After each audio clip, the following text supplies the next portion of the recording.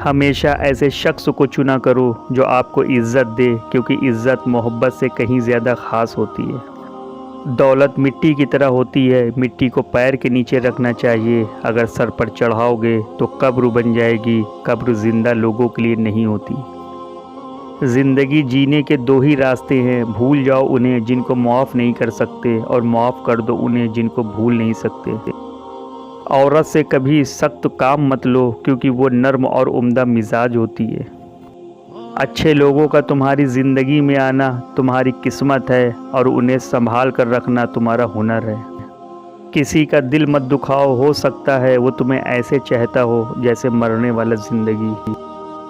सब्र दो तरह का होता है, एक नागवार बातों पर और दूसरा पसंदीदा चीज़ों से दूरी पे सब्र। किसी को चाहो तो दिल से चाहो, ज़ुबान से नहीं।